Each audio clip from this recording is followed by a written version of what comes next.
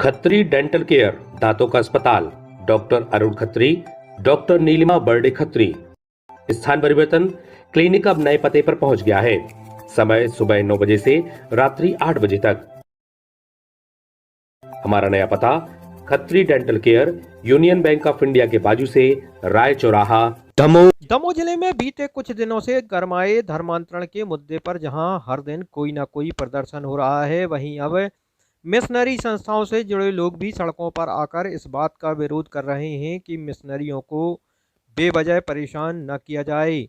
और ये विरोध करने वाले ईसाई समुदाय के नहीं बल्कि गैर ईसाई धर्मावलंबी हैं। दमोह की सड़कों पर मंगलवार को कुछ ऐसा ही नज़ारा देखने मिला, जब बड़ी संख्या में अपने हाथों में तख्तियां लिए महिला पुरुष सड़क पर आए और उन्होंने सामाजिक समरसता का संदेश देते हुए नारे लगाए कि हर धर्म के लोगों का देश पर अधिकार है। प्रदर्शनकारियों ने अपने इस प्रदर्शन के दौरान केंद्रीय जल शक्ति राज्य मंत्री प्रहलाद पटेल के बंगले का घेराव शांतिपूर्वक कर मंत्री से मुलाकात भी की और अपनी बात रखी। दरअसल बीते दिनों दमोह जिले में ईसाई मिशनरियों पर जबरन धर्मांतरण के आरोप लगाते हुए पुलिस में प्राथमिकी दर्ज कराई गई थी।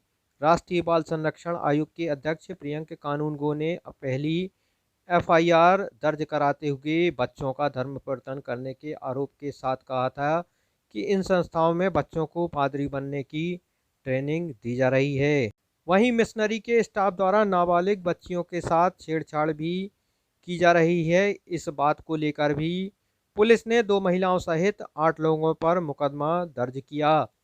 इस बीच पुलिस ने 2 मामलों के 18 में से एक भी आरोपी को अब तक गिरफ्तार नहीं किया है। वहीं गिरफ्तारी की मांग को लेकर भी शहर की सड़कों पर हर दिन कोई ना कोई आंदोलन हो रहा है।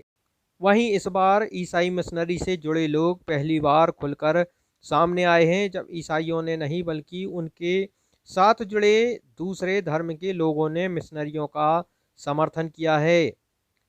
आपको बता दें कि ज़िले में अलग अलग मिशनरी संस्थाओं द्वारा स्कूल, कॉलेज, नर्सिंग कॉलेज, अस्पतालों और अनाथ आश्रम सहित विभिन्न संस्थाएं संचालित की जा रही हैं और इन संस्थानों में इलाके के लोग, अधिकारी और कर्मचारी की भूमिका में सालों से काम कर रहे हैं और उनका जीवन यापन भी इसी सब से हो रहा है। ऐसे में जब इन संस्थाओं पर संकट के बादल छा रहे हैं तो यहाँ से जुड़े लोग दहशत में हैं।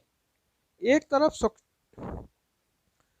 तरफ सुरक्षा और दूसरी तरफ जीवन यापन का संकट भी मंडरा रहा है और अब ये लोग सरकार और कानून से न्याय की गुहार लगा रहे हैं।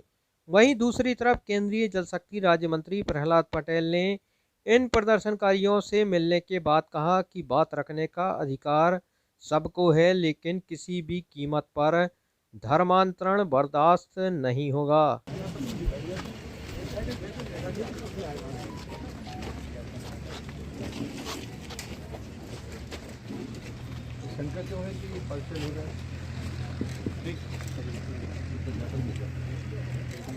हम अपनी बात रखते हैं। पिछले दिनों कुछ ऐसी घटनाक्रम घटे हैं। 13 नवंबर से जो घटना घटी है उसके संबंध में हम जितने भी गैर ईसाई समाज के लोग इस संस्था में पिछले कई वर्षों से काम करते हैं और जो आरोप लगाए हैं वो आरोप निराधार है। उस निराधार आरोपों के कारण ही हम सारे गैर ईसाई समाज के लोग आज यहाँ आए हैं और अपना एक पक्ष रखा है, क्योंकि हम लोग इतने वर्षों से यहाँ काम कर रहे हैं। ना ही हमें कभी विवश किया गया है ईसाई धर्म अपनाने के लिए, ना ही हमें कभी विवश किया गया है चर्च जाने के लिए। हम सब लोग यहाँ पे अपने कार्य करते हुए अपनी धार्मिक स्वतंत्रता के साथ यहाँ पर अपने कार्य कर रहे हैं और हमें किसी प्रकार का कोई दबाव नहीं है। इससे अच्छा वातावरण हम लोगों को और कहीं प्राप्त नहीं हो सकता, इसलिए हम सारे कर्मचारी यहाँ पर आकर एक ज्ञापन प्रस्तुत कर रहे हैं। क्या लग रहा है, आयोग ने द्वेषपूर्ण भावना को लेकर के ऐसा किया है? मैं किसी के लिए प्रश्न चिन्ह नहीं लगाता हूँ। मैं सिर्फ हम सब आज अपनी बात करने के लिए यहाँ आए हैं, क्योंकि हम इतने सारे कर्मचारी अगर इतने वर्ष से काम कर रहे हैं और कोई संस्था अगर 90 वर्ष से 4 पीढ़ी से अगर यहाँ काम कर रही है, तो मुझे नहीं लगता कि ये कोई आरोप मतलब सच है। ये कुल मिलाकर पूर्ण रूप से निराधार आरोप है। बस हमको इतनी ही बात आप लोगों से कहनी है। आप लोगों ने आपके माध्यम से हम ये बात आज तक कभी ऐसा नहीं हुआ कि कहीं किसी को प्रेरित किया गया हो या कहीं कुछ बोला गया हो या धर्म से संबंधित कोई बात कही गई हो। तो हम लोग तो अपनी बात कह रहे हैं ना कि ये जो बात हो रही है वो निराधार हो रही है। हम लोगों से बड़ा और साक्ष्य क्या हो सकता है? हम लोगों के पास सारी व्यवस्थाएं, सारी सुविधाएं। चलिए, क्या नाम है? देखिए, मध्य प्रदेश सरकार के प्रशासनिक कामकाज में विद्वेष किसी से नहीं, भारतीय जनता पार्टी की सरकार में राग द्वेष किसी से नहीं, लेकिन कुछ मामलों में हमारा स्टैंड शुरू से स्पष्ट रहा है। धर्मांतरण जैसे अपराध कभी भी स्वीकार नहीं किए जाएंगे।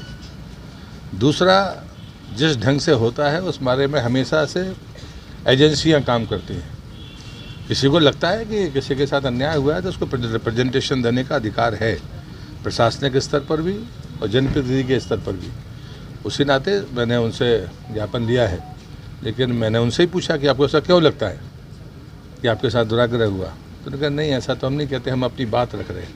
बात रखने का उनको अधिकार है, वो प्रशासन के सामने भी रखे। न्यायालय में भी मुझे पता चला है कि न्यायालय में भी गए।